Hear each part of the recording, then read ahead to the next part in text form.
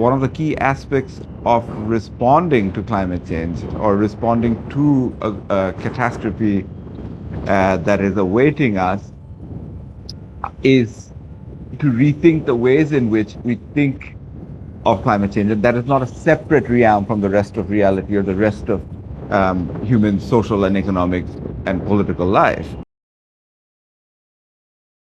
My field site in Chilmari, where I've done long-term ethnographic work, is full of river islands, sandbars. In Bangladesh, we call them chores.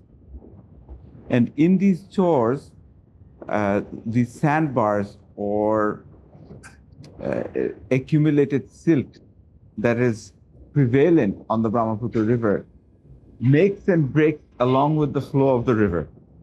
And within this, there is a lot of scope for land to be made and remade. But land alone does not make life. It is humanity and humans who live in these shores.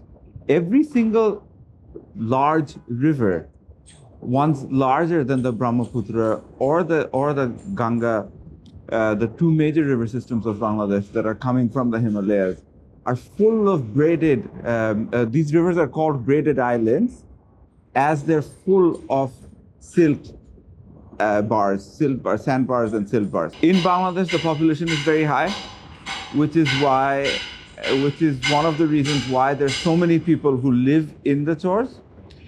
And at the same time, the colonial property laws and land accumulation processes that have come through allow chores to become sites of potential activity and human life.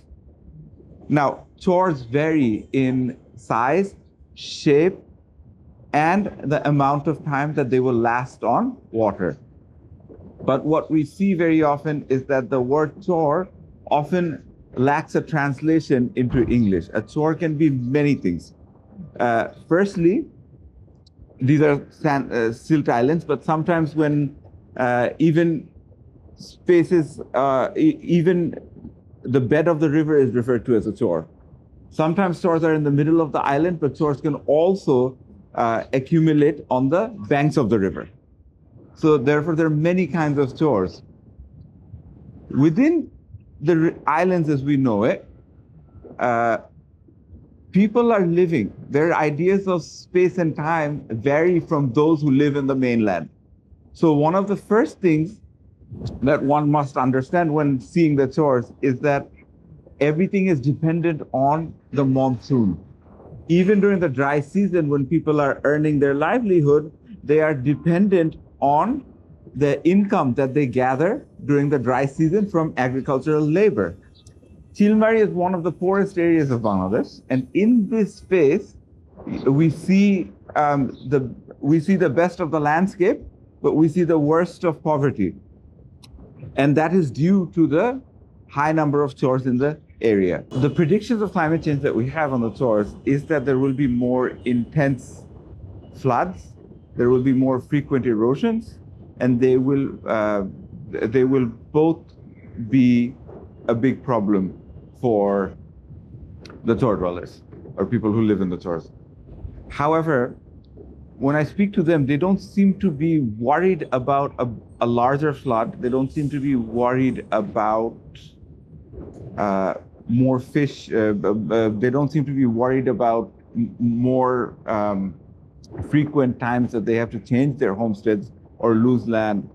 But what they're worried about is that when there are no floods, because another aspect of climate change is erratic weather, where you can't predict, there will be a lack of floods as well. And the lack of floods is what they're worried about. And they don't show it on an everyday basis, but the way in which they talk about it is that they complain about not having fish because the spawn was not cleared out with recent bouts of flood. So the flood levels were not high, therefore freshwater fishing supply has dwindled as a result. On the other hand, they also see that because of the lack of a flood, irrigation costs have gone up, which means they have more minimum wages. they also see a different kind of biodiversity now, which is not necessarily positive. So they see some encroaching fish, but they also see algae, which causes some forms of skin diseases that they've never seen in the area. So these changes are very subtle. These are minuscule, and unless we know what life is like on the borders of normal within a changing and a very dynamic waterscape, it's impossible for us to understand what the effects of climate change are. And that is where the predictions and everyday life of climate change differ vastly. Who is responsible for climate change is a good question. And we can talk about it for hours, and the answer will always be the same, and that is colonialism, capitalism, and the different manifestations of it. Now, one idea that has come up that has been around, that has been circulating around the globe, which is to go back to indigenous thinking, rethinking, unthinking the colonial modes of learning. And with that, what we are heading towards is trying to grapple with ways which don't reproduce the colonial ways of thinking, which is responsible for the climate crisis in the first place. So one of the key aspects of responding to climate change, or responding to a catastrophe that is awaiting us, is to rethink the ways in which we think of climate change. And that is not a separate realm from the rest of reality or the rest of human social and economic and political life. We need to make it, or we need to somehow find a way of bringing it back into the mainstream. One of the things that we can do, and this is timely for Bangladesh, as for the last few months we have been talking about constitutional reforms, and one of the key ideas that we could be thinking of around climate change is to rethink the constitution and to provide some space for the citizens of Bangladesh, for those who are living in the Bengal Delta, the Chors or otherwise. And that is to provide the acknowledgement that natural disasters, environmental calamities, nature is not a separate realm. Everyday life in Bangladesh is intertwined with the environmental crisis. And now we're at the brink of the crisis, which means that we need to further think how to provide some kind of safeguarding for citizens. There are many development agendas which have been activated. Have they been enough, or do they just respond to a particular crisis? We need a larger meta-level thinking of how to respond to climate change, and the Constitution is just one way. One example would be, right now, that as we head towards elections, electoral candidates at several administrative units, including parliament, including Upazila, including union, Poroshobha mayor, they must all be liable to address the area level climatic issues that can be addressed if they are coming to office. This should be made a pledge.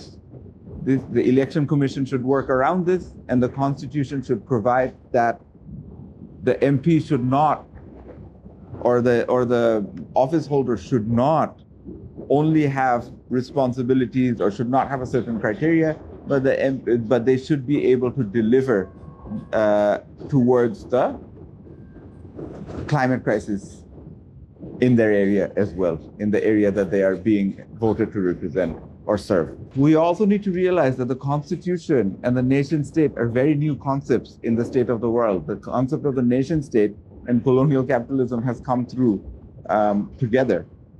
So one of the things that we need to, of course, we can't advocate for dismantling the nation state system, namely the country of Bangladesh, but what we can do, what we do need to realize is that we need to have more regional cooperation in managing the Bengal Delta. It's the Bengal Delta which is connected to the Himalayas, connected to the Bay of Bengal. So the countries surrounding us, the region surrounding us, needs to be brought into cooperation as the vulnerability is the same, and we share certain vulnerabilities, we share certain challenges together, and those need to be addressed because this is the time in which the sharedness of our region or the culture of our region is brought back together, and we face the same crisis. So we need to work around the fact that this is an entire delta and not part of a country that is facing the crisis. So that kind of regional cooperation is much necessary. And that also requires constitutional amendments, and that requires the constitution or the legal system needs to provide some kind of safeguarding or some kind of way so that we understand that there are bilateral agreements, trilateral agreements, but at the same time, if they haven't reached anywhere, if we have not understood how our rivers are co-managed together, we need to understand that the Constitution needs to tell us that this kind of cooperation means something, and that can affect the way in which the crisis is handled in the future.